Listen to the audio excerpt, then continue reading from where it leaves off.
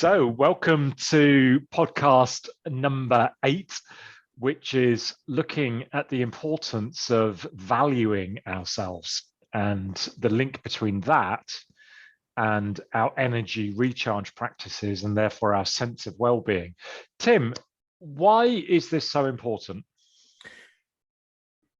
I think it's so important because I think we are naturally educated, particularly in the West, to look at fault and problems and negative stuff first. That's where our attention seems to go to. So we have what's called a natural negativity bias, and that impacts our energies. So being aware of that is important so we can actually improve our energy and get ourselves back to a stable state. So that's why it's important. Doesn't that negative, that focus on what's missing, how I could be better, what's wrong, isn't that healthy because it drives improvement? Sure. But again, we tend to kind of focus and follow stuff, right? And we're not very good at going, enough. We're not very good at sort of saying, right, I've had enough negativity. Now time to kind of put in the positivity. We're just not very good regulators of ourselves. That's why we tend to kind of think catastrophically, worst case scenario, right? And again, everybody on the podcast, I'm sure, can be familiar with, something goes wrong. So I've just lost my job. No. You've just had a challenging conversation with your boss, or oh shit, they didn't like my presentation, and that's the end of the client relationship. No, you maybe didn't do a 10 out of 10 job. They think you're fine. So we have a dramatic tendency to sort of, certainly when we're stressed and overwhelmed, of thinking the worst. And this is actually a big issue. I'll tell you why. McKinsey's research last year, so 2021, they did a massive study on well-being at work. They found out 49% global employees, this is across all the 5 continents, reported themselves as being somewhat burned out. And of that, they found out that at least half had serious anxiety issues at work. So what we do know is basically people are being pretty stressed. And when we know people are stressed, they tend to get a bit more negative. Okay, so that's one of the things that's driving it. It's interesting because I'm kind of chuckling as you're talking, because I thought that kind of orientation to negativity was maybe just me. But what you're saying is this is a big problem. Yeah, I think, okay, so like everything within our model, it's about balance, right? And the balance needs to be kind of addressed when it comes to negative thinking. Sorry, Matt, my phone is off, on now. The balance needs to be addressed when it comes to negative thinking, because it can get out of control very, very quickly, particularly when we're stressed. That's why you need strategies to manage this. And I like to think of the 5-in-1 principle as well, because I believe in my own experience that for every kind of negative thought or negative conclusion I've got, if I'm going to stay healthy, let's put some better stuff in there, more stuff in there, just to balance it, just so I feel better energetically. So I call it the 5-to-1 ratio that I think of. I'll share that with you shortly. Why 5? Why not 1-to-1? Because we tend to focus on the negative a lot more. This is where Paul Rosen, who did the research on negative bias, came. This is where the research does get quite interesting. When given equal data, right? Let's say you've got equal data. One is negative bias, one is positivity bias. You're much more tended to go to the negativity data, right? That's just a fact of life. That's what we tend to do. So negativity about yourself. Negativity about not just yourself, but others too, situations. Okay. And this plays out in lots of different ways. That's why we have loss aversion to cash rather than growing profit. We tend to be scared of what we're losing. We tend to be focused on what our faults are. That's why when you get feedback, you only remember the one developmental area to work on rather than all the good stuff. You tend to focus on the bad stuff, right? And an older, wiser guru of mine used this analogy of a bowl of cherries. And imagine a beautiful, glistening bowl of cherries, but there's something in it. You get a bit closer, and there's this brown thing in this bowl of cherries. You get a bit closer, and there's this doo-doo, small doo-doo in the bowl of cherries. And you go, oh my God. Suddenly, it's something completely different. You just focus on the bad stuff. And so everything great suddenly loses its shape too. We know this happens. And I mean, what effects does this have? I mean, we're looking at this from a resilience and an energy perspective. what effects does this orientation to seeing myself and things negatively have? Yeah. Energetically? Well, energetically, we do know that low mood leads to massively low energy too. So, you don't need to find yourself clinically depressed with a definition to suddenly go, you've got poor energy. So low mood, which negativity feeds into it, is directly related to how energized you feel, how capable you are of actually doing stuff. So this is massively dependent on that. Okay. So, I mean, given this is so hardwired into all of us, and it's such a big problem, I mean, shouldn't we just accept it and get on with it? I mean, how do we tackle it? Yeah, well, that's a really good point. I mean, hardwired, I'm not so sure about. I think that, certainly the last 150 years, we've been conditioned to do this with the kind of whole scientific approach of problem solving that our education systems are built on. And there's a wiser person than me, Ken Robinson, a lovely TED talk, one of my most favorite TED talks about this, particularly about how we look negatively and a school to think negatively. It's a wonderful talk. But, what can we practically do about it? Well, I think we can think about three things. You've got basically thought, words, and deed, right? You can think about positive mental stuff, which is one of your strategies. You can think about how you talk about things. So again, how you phrase stuff. There's, again, a direct link between neuro-linguistics and mood and energy. We do know that works. The type of language you use, rather than, oh my God, I'm absolutely screwed, as in, okay, maybe this will work out, even though it's challenging now. We do know that has a complete link to how energized we feel, not just ourselves, but with others too. So, and then finally, deed, actions. We can put more loving actions into what we do as well. So for example, with me, get on a squash court, right? If I want to put some love into me, I get some exercise in me, right? If I want to put some love into me, I get out into nature. Start finding out, I mean, seriously, what's the sort of self-love stuff we can do?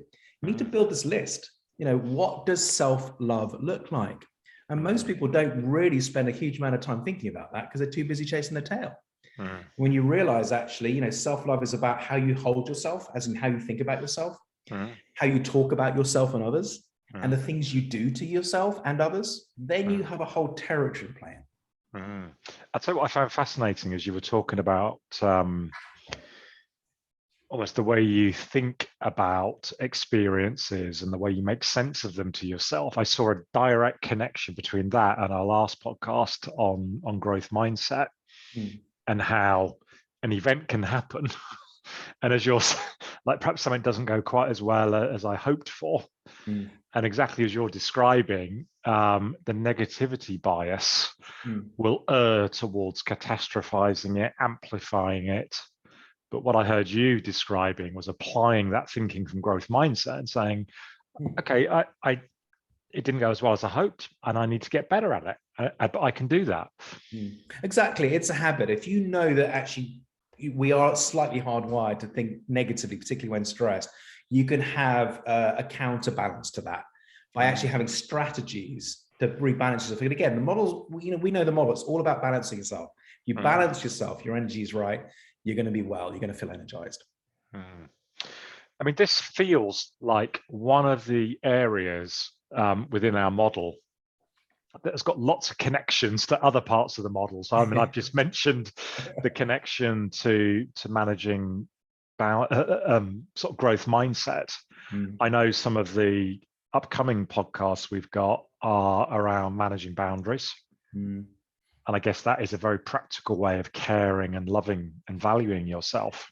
No, absolutely. There's practical stuff we can do that maybe we haven't done before, which is, you'll talk about boundaries in that podcast. How can we actually look at where our energy goes, particularly in how we manage the interface of our obligations and relationships? That's a practical area you can work on.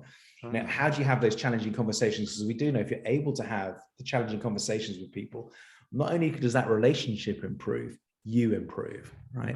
You feel much better about stuff too.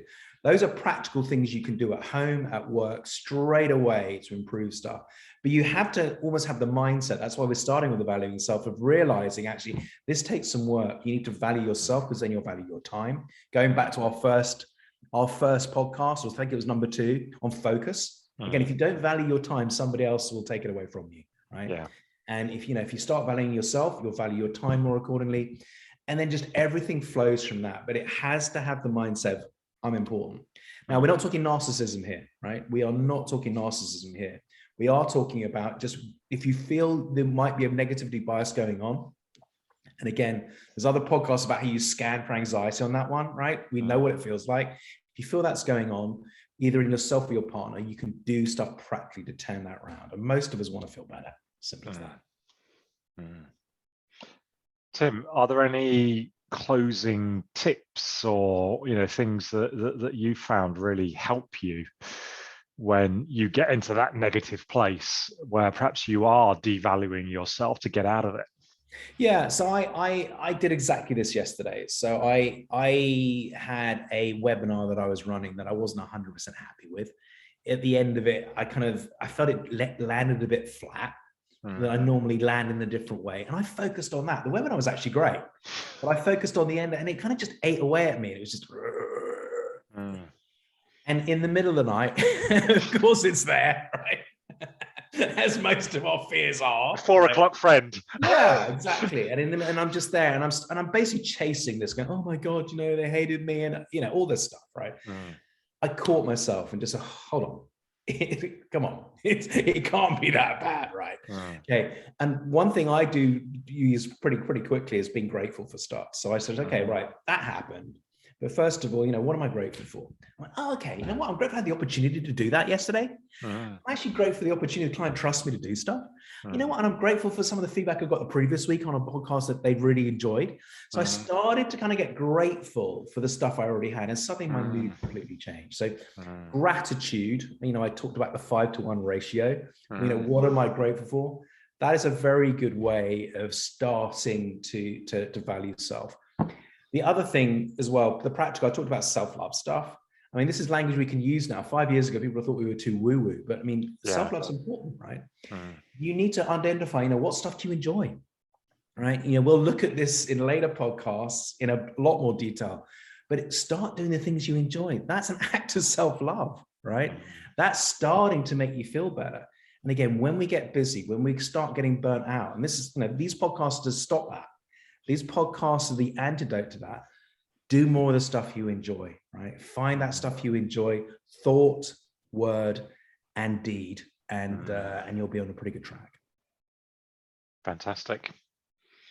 More on a blog, because I'm going to write, I'm going to be writing a blog about this one. So I'll put some tips in there too, as well as I'll find some good reading material as well to offer to people too.